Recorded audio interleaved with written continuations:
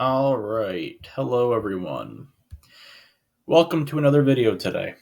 Uh, Kind of a new setup for my recording. This is my first ever 2023 mock draft of the year. I did upgrade my screen recorder, so I actually am not going to be locked to 15 minutes of video. So I know everyone is very, very happy about that. First mock draft of the year. I decided not to post it all recently. I've been very busy. I've been working a lot. Um, but I really want to do this because personally I just enjoy it.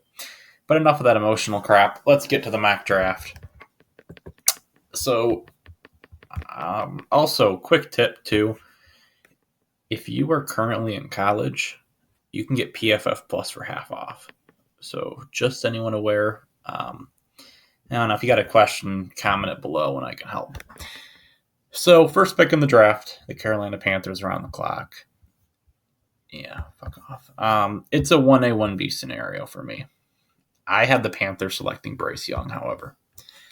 And the reason being is I understand CJ Stroud's a really good prospect. Believe me, I'm a Michigan fan, and I actually really, really like CJ Stroud. He's my quarterback 2. Bryce Young is my quarterback 1, though. And I get the size. I mean, the size is the biggest concern with Bryce right now. However, what if he at the combine tested out at 6 foot? Think about that for a sec. If he was 6 foot with that weight he tested, I don't think it would be a question he would not be quarterback 1 in the class. And the other argument is Frank Reich likes tall quarterbacks. Yeah. So, I mean, you have all the other great skills of Bryce Young attached. And I'm not hating on CJ Stroud because CJ Stroud is going to be my pick right here for the Texans. Stop it. I think both of them are really good prospects. When you talk about CJ Stroud, he's going to be a little more mobile. Though I did hear a few personality issues of him. However, as of recent, they all kind of went away. So I don't have that as a concern for me anymore, CJ Stroud. He is going to be a really good quarterback in the NFL. I don't think the Texans are a good team, though. So the Texans may ruin his career. If you're a quarterback, you do not want to go to either of those two teams right now. But I think it's a 1A, 1B scenario. Both teams are getting a great quarterback. And if it's flipped around Stroud then Young, I'm perfectly happy with it as well. Pick 3 of the Arizona Cardinals are on the clock. The most popular trade right now, and I actually really like, is the Colts moving up 1 spot.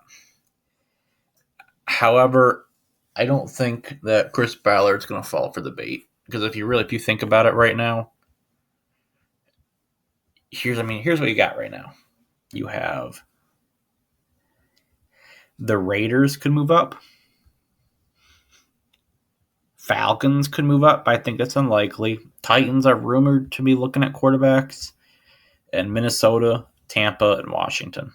I don't think it's likely that another team is going to give up on all these assets to move up. So Colts are going to, not offer a trade. Cardinals are going to have to show their cards. They're going to select Will Anderson, which still is a great pick. You're not doing that Mitch Trubisky trade, but still, I think you're getting a great player, Will Anderson. Pick 4, the Colts are on the clock. A lot of people are saying right now Will Levis is going to be the pick. Yeah, I don't understand that for 2 reasons. And the first one is, well, Chris Ballard needs to save his job, so take the more ready quarterback. Chris Ballard is a man of integrity, first of all. So he is not going to do whatever it takes to save his job. He's going to do what's best for the Indianapolis Colts. And second of all, a lot of people are saying, well, Will Levis is what, Chris Ballard likes in a quarterback. Well, that hasn't worked recently. And I know Chris Ballard also has connections to the Chiefs, who took Patrick Mahomes, who was not the consensus pick. I have him selecting Anthony Richardson. I think that's just the best move for the Colts here. And I also think Shane Steichen is maybe the best coach for Anthony Richardson right now.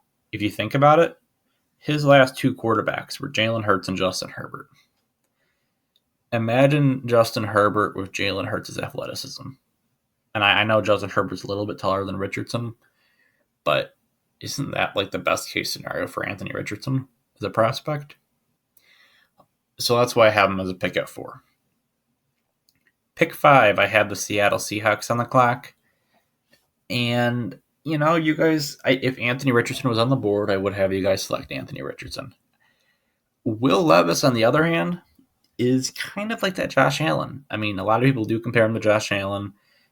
I have him as more of a college Jake Locker in a way. Probably a little more athletic than what Jake Locker was, but Josh Allen was my quarterback 1 in 2018. I don't see it as much as a comparison. But Seattle was reportedly really interested in Mahomes, really interested in Josh Allen, so I can get the Will Levis pick. However, I do have him going Tyree Wilson. I know you guys spent a lot of money on the interior of the line, and Tyree Wilson can also slide into the interior defensive line, so that's not an issue. I do think you guys will take a quarterback in the draft. Maybe not early, but you may get that day 3 developmental guy behind Geno. Or even next year if you guys somehow suck. Congratulations. Your next quarterback's Caleb Williams. Or Drake May. Or Cam Miller. I got to give my North Dakota State guy a little bit of hype. Pick 6, the Detroit Lions are on the clock. I am going to believe the Jalen Carter rumors that he's off the Lions board. Knowing Dan Campbell and Brad Holmes, I agree with it. I agree that he's going to be off their board at 6 and 18. So when I think about what Detroit's best prospect would be, for me, it's Devin Witherspoon. I know you guys spent a lot of money on that corner position this offseason. However, he fits Detroit perfectly. He is a physical corner. He is my either my number 3 player in the class. Yes, he's my number 3 player in the class. He's my corner 1. He reminds me a lot of Sauce Gardner. And maybe even a better Sauce Gardner. Sounds crazy. I am very high on Devin Witherspoon. I wish he would have ran at the combine, but we can't always get what we want. But he's a lockdown corner. And I get Detroit. I know you guys spent a lot of money on Emmanuel Mosley, Cam Sutton. I get it. But if you have a very, very good prospect, just go BPA. Pick 7, I have the Raiders on the clock. At this point, I think Will Levis is going to be the consensus pick if you see the board right now. And that's who I'm going to take. I don't like that pick for the Raiders. Personally, if I'm the Raiders, I am taking BPA. And if you suck next year, Josh McDaniels can get himself Caleb Williams or Drake May. However, with how the current board stands, I think Levis makes a lot of sense. I think Jimmy G would be a very good mentor for Levis. I also think that, my only worry is, does Levis play a little like Tebow at times? Yeah, a little bit. I'm not the biggest Will Levis guy. I have a late first grade on him. But I think that's what the Raiders will do. It's not what I would do. That's what I think they would do. Pick 8, the Atlanta Falcons are on the board. As an Eagle fan, really, really, really, really pains for me to do this, but I'm taking Jalen Carter, defensive tackle out of Georgia. Jalen Carter is such a good player. I do get the off-the-field issues as a concern. I believe he just got probation, though. So, honestly, him getting probation kind of moves him up my board because there's not a big worry right now with that reckless driving. I don't think he's going to do well in Atlanta. I think he will bust out in Atlanta because he needs to be in a more older locker room with, if he was an offensive lineman, Philly is the best place for Jalen Carter. He has his teammates there. He has a lot of older players in that locker room to help him out. However, Atlanta's going to do what they think is best for their team, and Jalen Carter is such a good player that that's who they're going to go with. Pick 9, the Chicago Bears are on the clock. And I know you guys did improve that offensive line. But wouldn't it make sense to bring Peter Skoronski in, the hometown kid? I have a second round grade in Peter Skoronski. He is not high on my board, but that's who I'm going to go with because he can play tackle or guard. I don't know exactly where I'd put him at if I'm the Bears. I mean, you may slide him in at guard. He's going to be a very good guard in the NFL. I'm just not as high on him. Paris Johnson is my main tackle and who I would definitely prefer. Pick 10 for the Eagles. I am going to trade down here. I think this is a perfect trade down spot. And the team I am going to have move up is going to be the New England Patriots. Wait, what? The New England Patriots move up in the draft? That never happens. I think Christian Gonzalez is such a good fit for them that it would make sense. So I'm going to have the Patriots give up pick 76 as well as 184. Because let me think. If you think about the Devontae Smith trade, that was almost what the value was.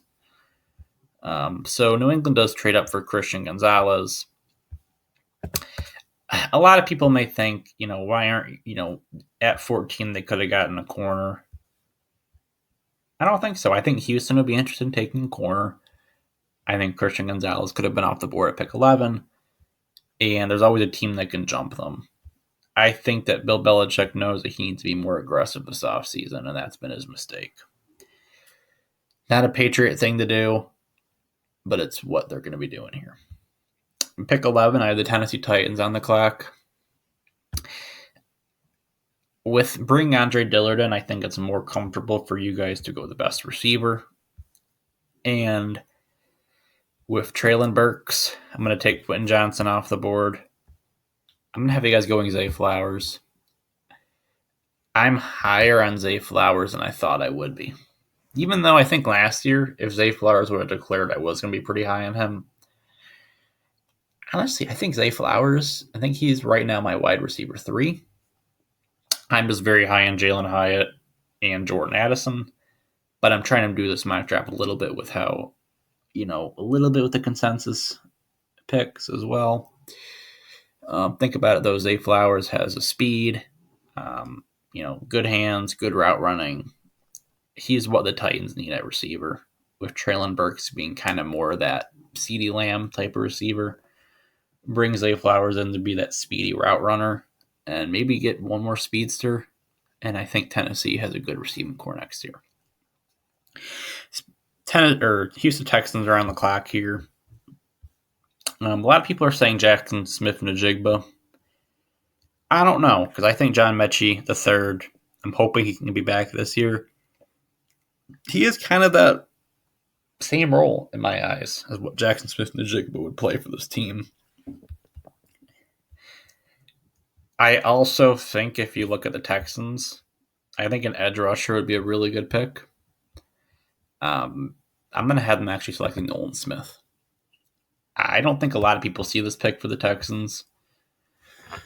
But you bring in DeMeco Ryans. First of all, Nolan Smith's athleticism is crazy good. I had an early second-round pick entering the combine on him. It left with a mid-first-round grade. His athleticism is crazy. I think with him being such a very good high school prospect as well, there has times where he's been elite.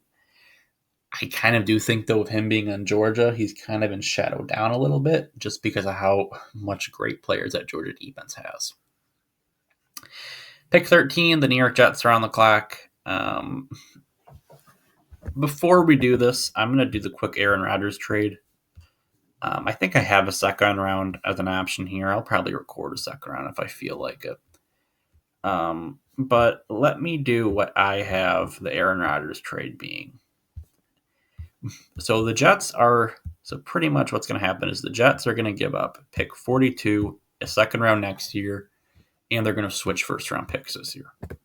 Packers will also supply Aaron Rodgers. I think 2 second round picks and then a pick swap is fair. I think it's fair compensation for a quarterback who is older.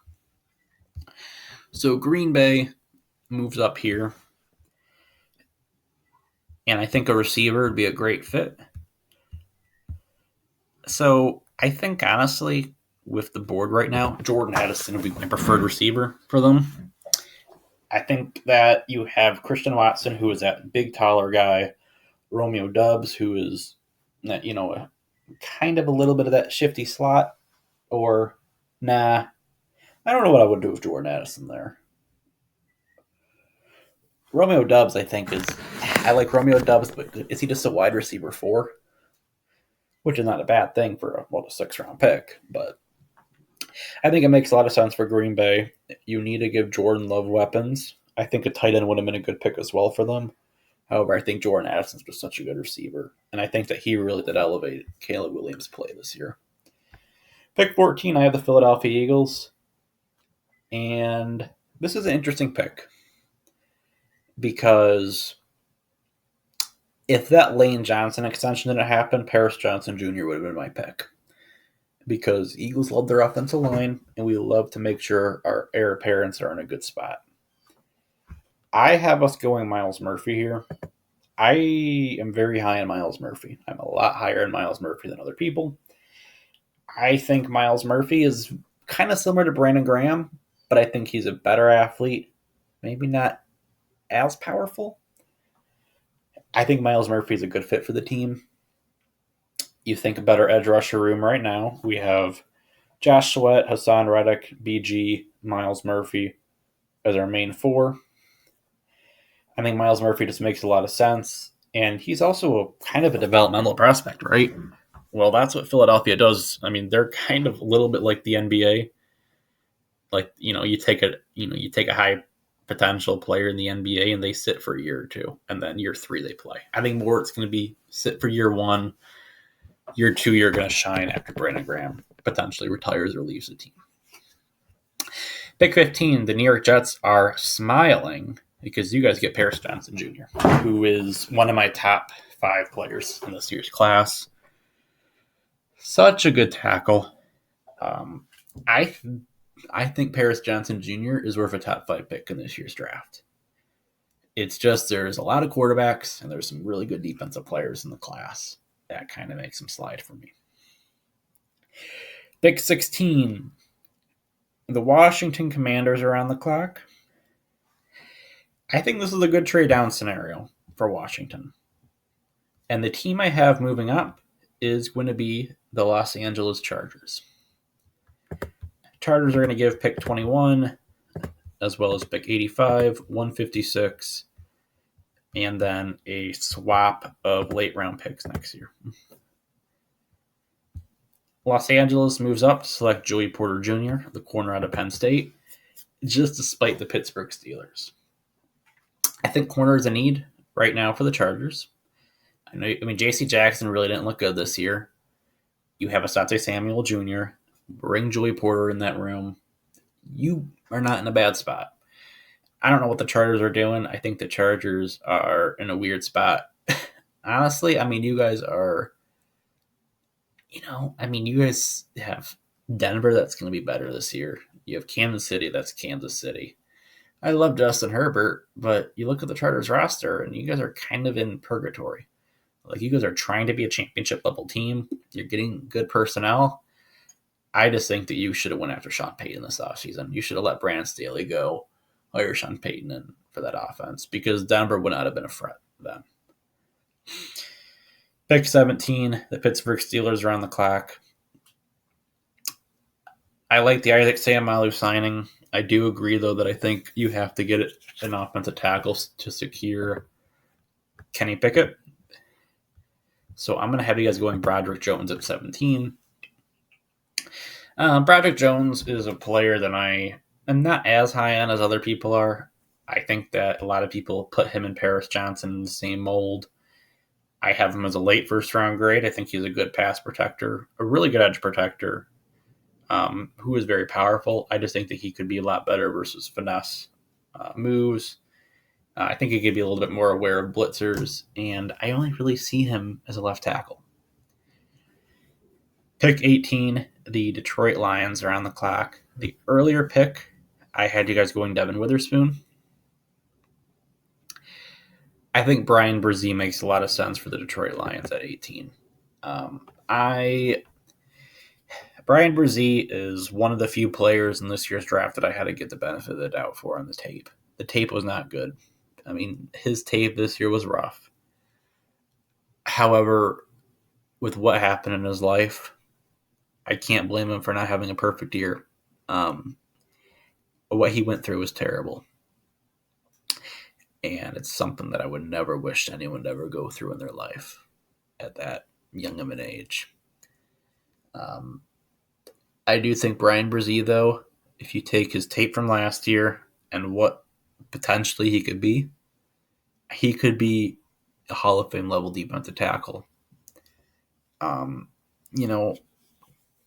He is a little like Fletcher Cox in my eyes.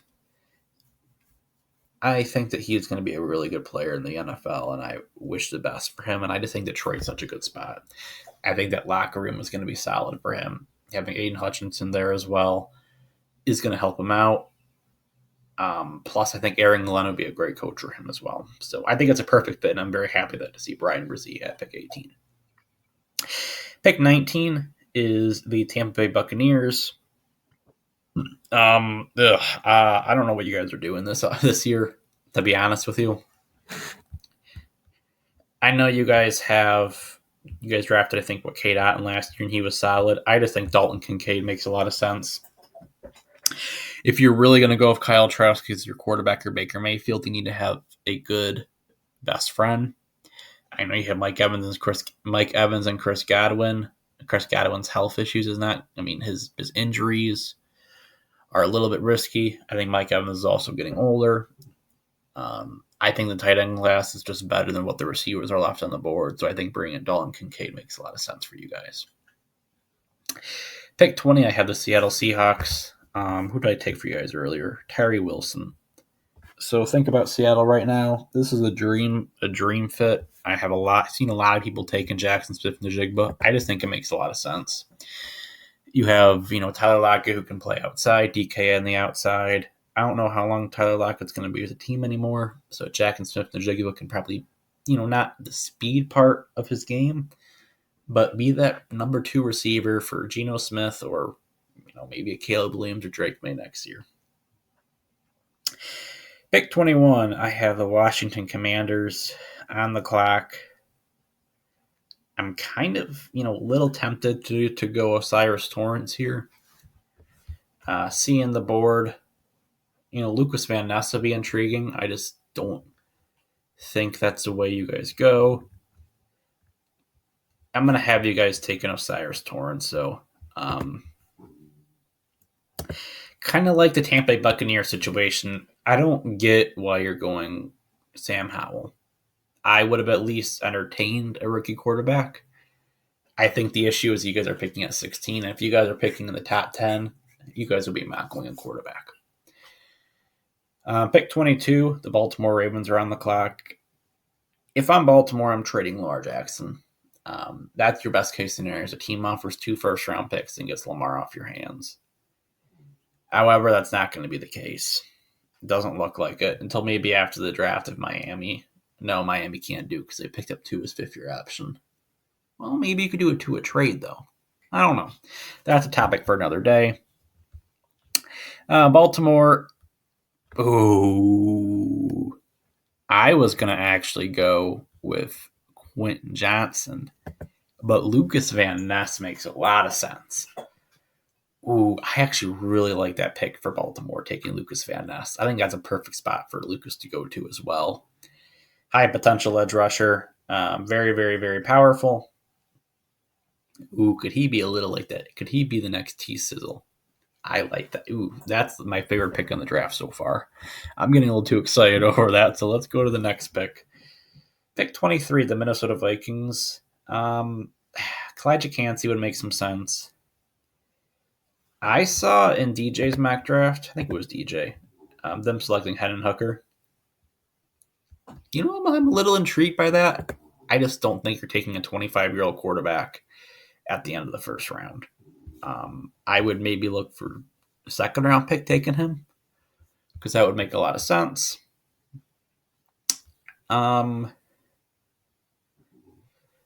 if you guys do trade Dalvin Cook, Bijan would make a lot of sense.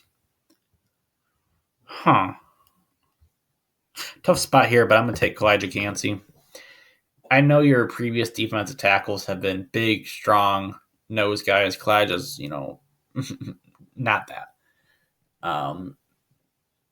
But I think Kalijah is a good fit for that defense. A guy that can definitely bring a lot of athleticism to that defensive line. High motor, athletic. Makes a lot of sense. Pick 24. We have Jacksonville on the clock. Knowing what Doug Peterson likes in his offense, I think taking an offensive lineman would make some sense. I mean, if you look at their offense, though, they have a lot of weapons. But with Shaquille Griffin, sorry. I get him and Shaq Barrett mixed up all the time, name-wise. With him gone, I think a corner makes some sense. Does Deonte Banks fit with them? Yeah, sure. I'm going to take Deonte Banks to Jacksonville. I think corner. I don't love that fit. I probably, maybe Tyreek Stevenson or Camp Smith would have been a little bit better, but he's a freak athlete. I mean, when I think about Deonte Banks, that 4.35 resonates with me. That he is a freak athlete, and if you can get everything else worked out, you have a very good corner right there. Pick 25, the New York Giants. I do not understand the Daniel Jones extension at all. If I would have personally let him walk and signed Jimmy G for half the price. I don't understand it. I don't think it's a good move at all. I will say, though, with the Giants in this year's class, I think the tight ends are so good that it does make sense to go in here. I have you guys selecting, do I go Michael Mayer, Darnell Washington here? If you guys really want to do well, I'm going to take Darnell Washington. I think he's my tight end too. I'm not as high in Michael Mayer as other people. A lot of people say, he's baby Gronk. Not really a great athlete. But when you get Darnell Washington in the building, you have pretty much a 6 offensive lineman on every snap he's in the run game. In the pass game, you saw in the combine he is able to catch balls well. He obviously wasn't really used as that in Georgia. Same time, though, Georgia has Brock Bowers, who's probably going to be a top 10, maybe even top 5 pick next year. Next up, we have the Dallas Cowboys. I'm doing it. Dallas selects Bijan Robinson. That is the perfect Jerry Jones selection. As an Eagle fan, I hate to see it, but it just makes sense for Dallas. Losing Zeke, Tony Pollard's a good running back, but Tony Pollard's really only a elusive back. You don't really have that power game right now. Bijan can do everything for you. I think Bijan is maybe the best running back prospect I have seen. It's just the running back position is not valued as much right now, and that's why he's at pick 26. Pick 27, the Buffalo Bills are on the clock. I think potentially a receiver would be intriguing with you guys losing Isaiah McKenzie. I do think you guys do need to shore that offensive lineup, though.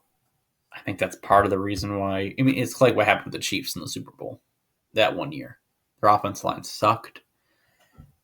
The issue is whenever I watch the Bills, I just see Josh Allen moving around so much. And it's a good thing. Hey, your quarterback move around a lot.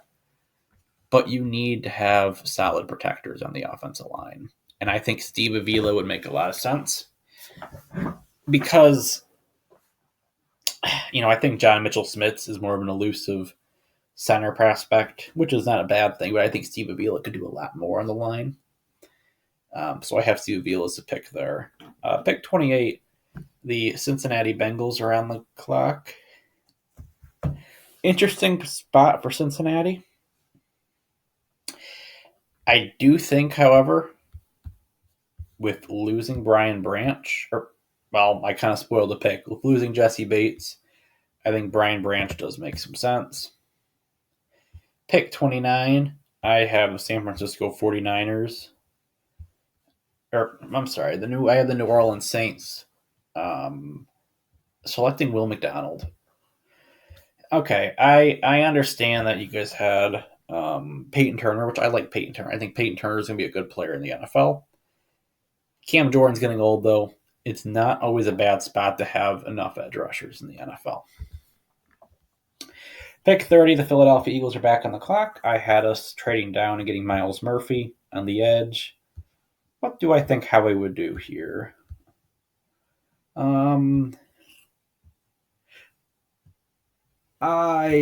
What would Howie Roseman do here? Howie Roseman would trade back to spite the Chiefs. Yeah, I like that. Frank Reich. No, I'm sorry. I was going to have Carolina move up, but I just forgot that DJ Chark went to Carolina. Who would be a team that would spite the Chiefs to get Quentin Johnson? Tennessee would be intriguing to move up. Huh. I don't know here.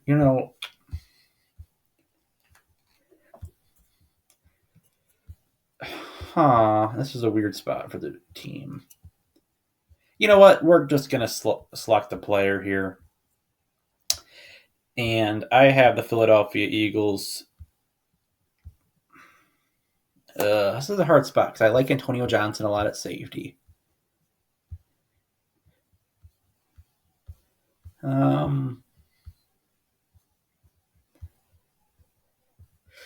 I'm sorry for taking a while here. This is a really tough spot for the Eagles. You know what? No, I have the perfect selection. Cody Mauch. Give me him. Where's Cody Mauch at? Cody Mauch makes a lot of sense. He's going to be a better version of Jack Driscoll on the offensive line. I love that pick for them. And then final pick, the Chiefs go with Quentin Johnson. Get yourself a solid receiver. You could still go to Odell as well.